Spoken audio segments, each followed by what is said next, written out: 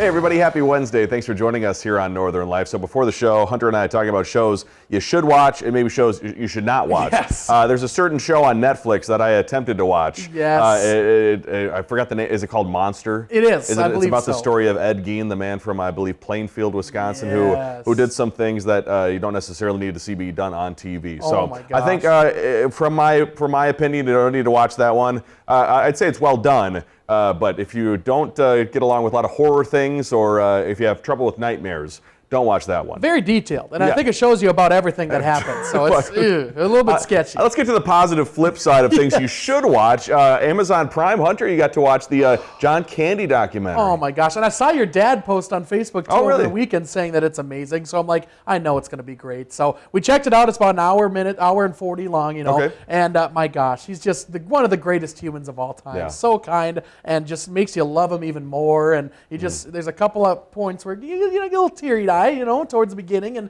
towards the end as well. It's Right. so well done. So you, being a John Candy fan, Yeah. should definitely check that out for Yeah, sure. John Candy. I mean, what? Planes, Trains, Automobiles. Oh, Uncle Buck, one of my Uncle favorites. Buck, yeah. Great Outdoors. Great Outdoors. Just watched Splash for the first time last night wow, with sure. Tom Hanks, I believe it is. Very good movie as well. Spaceballs? Spaceballs. Oh my Yeah. gosh. Then he's in like Home Alone and Blues Brothers, a couple Oh, cameos. jeez. So good. Oh, yes. I got to watch that. Amazon Prime. Yep. The other one, I think you can skip. You'll Yeah. probably skip that. I know I will.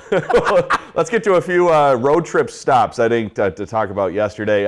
Mary and I actually, Hunter, for the very first time, you know, I've seen deer cross the road. I actually saw a black bear cross the road on the highway coming back from Really? Ashland the other night. First time I've ever seen a black bear cross in front of my car. So I'm glad he was safe, got across the road safely, did not hit him. So that was the good thing. But we saw a different black bear. This one actually in the town of Glidden, Wisconsin. So apparently back in 1963, that bear on the right, 10 feet tall, 665 pounds, that was harvested in the Glidden, Wisconsin area. The town then immediately became the black bear capital of the world. They gave themselves that title, and since then, that bear has been shown off as it is now in a case inside the town square there. Wow, the black bear capital, the muskie capital. They got a lot of big animals they're growing over there in Wisconsin. It was a big bear. Yeah. Oh my Jeez. gosh!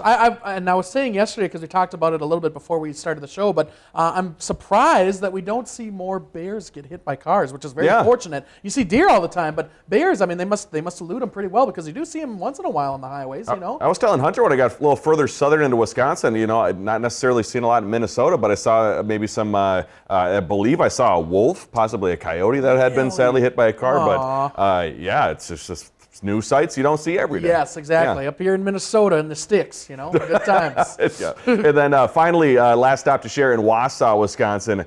We stayed the night there, a really nice town. We also got to visit a distillery that was located inside of an old train station. So we sat at the bar here. Not many times you get to see a train actually passing through while you're having a drink. It's called the Timekeeper Distillery in Wausau, located in a historic train depot built back in 1901. Now, the architect behind it, he was also the one who helped design Chicago's Navy Pier, so that was pretty cool. The team there at the distillery has resurrected that building. You know, this was around 7 p.m. that night. Obviously super cool to see a train pass by while you're in a historic train depot. How cool is that? What kind of alcohol did they make? Was it whiskey? Oh, they made, I believe they made gin. They had this really interesting device for absinthe. Oh. Did not take part in that. Okay, but, yeah, that gets a little weird sometimes. It would get a lot weird. Yes. Yep. Gin, whiskey, and some other spirits too. What was your favorite drink that they made? Oh, they made this really well, I think I had a brandied old fashioned when I was Okay. there. That was fantastic. good. But their gin, also very good. Oh, Yeah. interesting. Well, hey,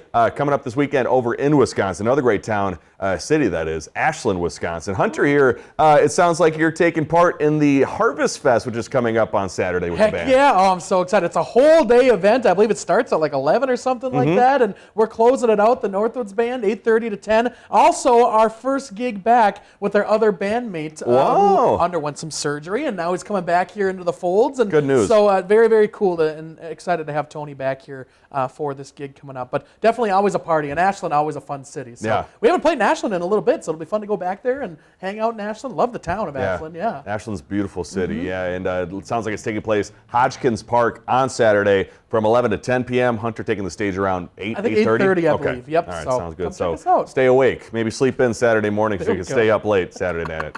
Well, let's talk about Halloween. Hunter, we're still about 2 weeks away from Halloween coming up here, but it looks like you've already successfully found one of, if you're not your only Halloween costume, maybe one of the Halloween costumes you have. The first one, then this one came together last minute. So one of Kayla's favorite movies is Ratatouille. Great movie. Great movie, fantastic. So we decided to dress up as the rat and also the chef from Ratatouille. So she was the rat, then she was holding my hair, teaching me how to cook there on the right there. But it's just the best. It was literally like hours before the thing, and we came together, we brought it all together, and that hat that you see on the left there is a child's hat, and I don't think I had blood flowing to my brain for about 5 hours. Yeah, you know, when you still, it looks pretty small. It was a little bit small, and this is not going to be our costume for actual Halloween. Okay. This is just a come together kind of last minute thing. We still get our whole costume that we haven't fully decided on yet for actual Halloween, so stay tuned for that for sure. Stick around. Well, as you buy candy for Halloween, you better hang on to it, because apparently candy disappears faster than a ghost on Halloween night, and Americans out there admit they can't stop sneaking from their stash they're about to give out. So a survey from CVS Pharmacy found the average American eats through their Halloween candy stash twice before trick-or-treaters arrive on Halloween night. 1 in 4 even confessing they had to restock 3 times or more. 55% also said they still find themselves dashing out to buy candy at the last minute. Do you get trick-or-treaters? Have you ever given out candy? I think we're going to sit on the patio this year and see if anybody walks by. Obviously not going to give out my location as to where I live, but you know, Smart, yep. Yeah, I think if we see folks out there, we'll probably give them goldfish. We got puff corn too. We'll probably hand out. So if you see us, stop by wherever my house is. Chuck some candy at some kids. Yeah, there we go. A fun night. Well, coming up, out with the new, in with the old. We'll see you in a bit.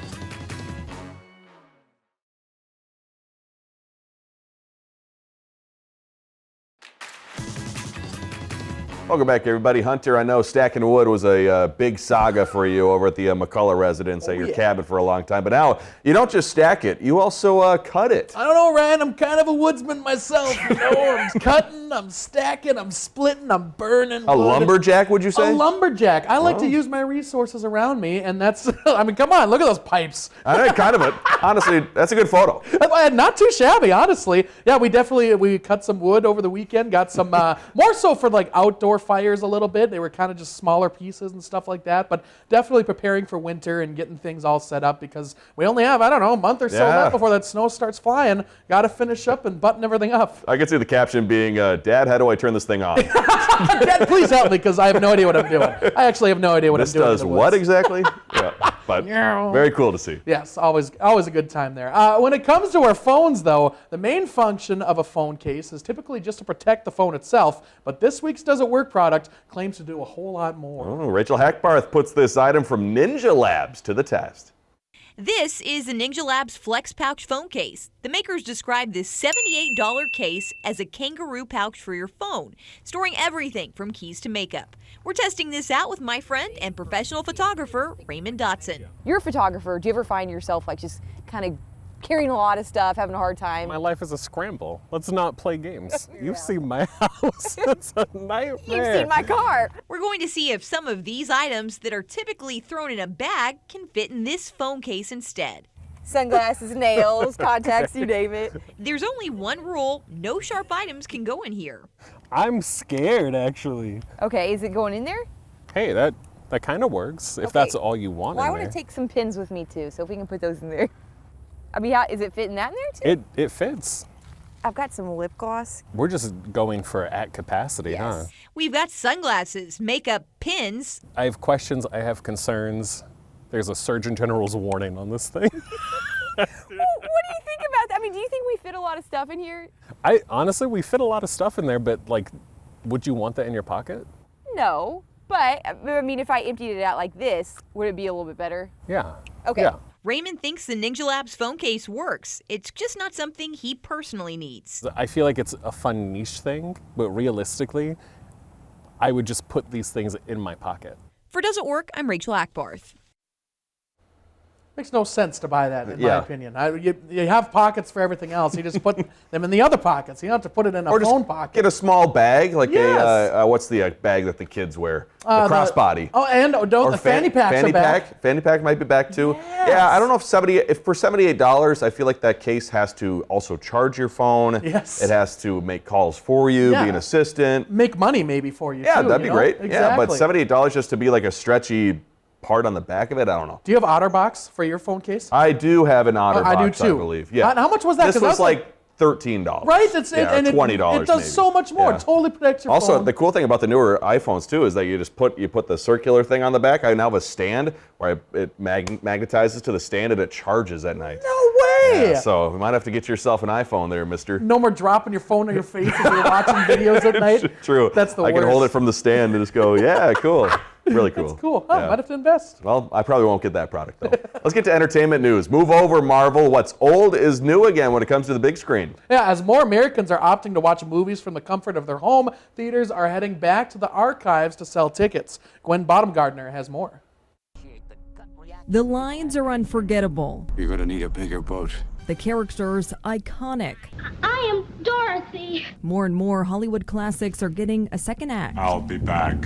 The old box office hits are returning to theaters in a new bid to sell more seats. This is a big shift this year. J.D. Connor is a cinema professor at USC. Movie theaters are trying everything. Discount Wednesdays, the loyalty programs, all these things seem to be moving the needle, but the revival screenings where they can guarantee a pretty full house, that seems to be working a lot. Hollywood's TCL Chinese Theater is showing Apollo 13, marking its 30th anniversary. Jim came for the matinee. I'm retired now, so I can go whenever I want. Avatar and Toy Story are back on nearby screens, and not just for the sake of nostalgia. Houston, we have a problem. Movie theaters are struggling to find content. Runtimes have drastically shortened. AMC CEO Adam Aron says a typical new release used to run in theaters about 74 days. Post-pandemic, that shrunk to about 45. And if the studio sees a flop, they might pull it after just 17 days. That leaves a pretty wide opening for new audiences to see the greats gathering dust on the shelf in their big screen glory. The experience is just totally different. So I wish they would bring more movies back. Bringing the classics back to the future. You kids are gonna love it. Gwen Baumgartner, CBS News, Los Angeles. I like that idea. I do. I love Yeah. seeing. I think I would personally hope that kind of format would never die. I think it's so cool to go just see a movie and you have the popcorn and the soda and pay whatever $30 to get everything that you Right. want. But still, it's a great format, you know. And I think a lot of those older movies too are around 90 minutes to 2 hours, as opposed to the movies today that you have to sit in 2.5 to 3 hours. And they don't do bathroom breaks either in those big no, movies. we can make a law. Keep movies to Yes. 90 minutes. Yes, I like that. That'd be my first law as governor, president. Yep. I vote for you. Thank you. Can a caterpillar be a Can a caterpillar be a meteorologist? We'll see you after the break.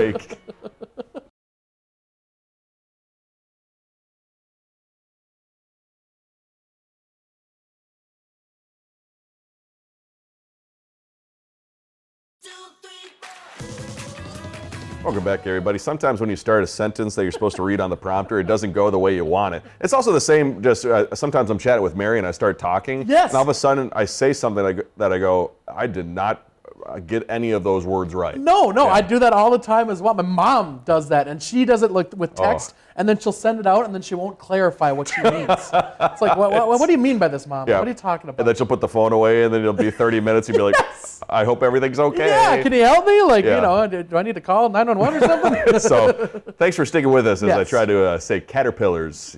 Well, move over, groundhogs. Let's get to that caterpillar story. It is time for caterpillars to help us make a prediction about the winter. The banded woolly bear caterpillar is found throughout the U.S., Mexico, and southern Canada. They have 13 segments on them with hairy bristles. They're black on the ends and reddish brown in the middle. Now, according to legend, wider bands means a milder winter, and more black segments means a more severe winter. So just like the groundhog seeing its shadow and retreating back to its den, sadly, science does not back up this myth. Oh, that's too bad. Dude, I wish you would have told me this, I don't know, a week ago when we were still making our winter forecast. You want to try to look for a caterpillar, see if you can get some answers. Dang, oh my gosh. The only problem is science doesn't back it, but I don't see why we can't back it. Come on. Yeah, I would have loved to see that, you and Adam coming together. Adam's like, all right, Hunter, we need to talk about this winter forecast. You're like, I'm going to need another day or two. I gotta find more caterpillars out in the wild. I've been looking at the caterpillars, Adam. Hear me out. I think it's going to be a more severe winter. It's going to be so severe. A lot of black segments. I saw 5 caterpillars. They all told me the same thing. Oh. He'd be like, okay, you're fired. Yeah. Get out of here. Yeah, it's What are you been fun. talking about? It's been Exactly. Let's take you now to Anoka, Minnesota, Halloween capital of the world, I Yeah, I believe, think Mr. so. Half, where city officials and businesses and the owners of those businesses say a first-of-its-kind program in the state has been a resounding success. Good to hear. Jason Rantala shows us why the idea of a social district has even won over several skeptics. Oh, I wanna be there in my city. Downtown Anoka is singing the praises of the city's social district that since 2023 has allowed people to bring alcohol in cups like these to certain streets, sites, and establishments. It's been really successful for the city of Anoka. Anoka Mayor Eric Skoquist says the seasonal success story has been so popular, it's now being made a year-round event. I think it's helped drive new people and some new traffic here. The district certainly had one-time skeptics, Hi, welcome. like Ambi Wine Bar server Madeline Vermeer. All of us, I'll be honest, were like a little hesitant about it at first. She says the district has been great for business. It's been really cool for Anoka and like building the community and making it more like a popular place. That success has stretched beyond bars and restaurants to Time Frames, a place known for its unique finds. Antiques, vintage, and vinyl. Owner Davis Pearson found that allowing alcohol inside the store doubled foot traffic. I was definitely worried about people coming in that were a little bit tipsier than they should have been and knocking over something expensive. They come in from the bars next door with their drink and then just kind of stroll around until they find something. As for future changes to the district, the city's mayor says they're taking it 1 year at a time. We'll kind of re-talk about this again when it gets to be really cold outside and see how it all went. In Anoka, Jason Rantala, WCCO News. Also, great singing there. I was going to say, that's a tough song to sing. Jeez, Journey, get it. That was awesome. But a very cool idea. I think a lot of Minnesota communities could benefit. I could see where the skepticism might come in, but definitely a great idea. Usually when people drink a little more, they usually buy a little more. That's true. I'm spending a lot more when I'm buying. Yeah, that's the case. Well, what? What? A beautiful viewer photo to share. We'll see you after the break.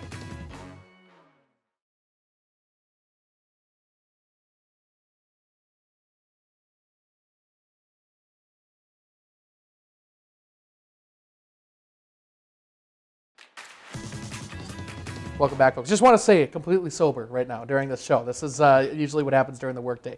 Before we go today, though, let's get to a beautiful photo sent to our newsroom from the Borderlands. Mary emailed us a sweet shot of what she called a young buck in International Falls. Look at that, little 4-point buck, fork buck, as they might call it, you know. Look at that young buck. Yeah, oh my gosh, out of velvet, of course, getting close to deer hunting, so you better go find a spot to hide there, buddy. Well, see if Canada will... Can you hop into Canada? Oh, Right? you probably could hop into Canada. I don't think they check his papers or anything like that. He's probably fine. Where are your papers, good sir? Well, out east, before we go, a Pennsylvania family's vacation plans changed to include their cat when they found him on the roof of their van after driving 100 miles from their house. The DiNardo family, all ready for their big trip to New Hampshire for a marathon, then on to NYC. So they said their goodbyes, but Ray the cat had no intention of being left behind. They had driven for 2 hours and needed to stop for gas, and that's when they found him on the roof of the car. Ray has survived 100 miles of wind, bumps, and highway traffic, and even got to spend the rest of the vacation with the family. Also, I believe, crossing the finish line of that marathon at the end. For real? Yeah. Oh my gosh. That's such a cat thing, too. And I bet the cat was all nonchalant about it when they found him, too. Like, hey, that cat's advice to you. Hang in there. Yeah, hang in there. That's what it's all about. Love you guys. We'll see you tomorrow. Find some time to throw a line or just head outside to unwind. That's the life in the great North Woods. Hike or bike, whatever you like. Get out in the day, enjoy the night. Yeah, we got the life in the great North Woods. Yeah, we got the life in the great North Woods. Yeah, this is Northern Life.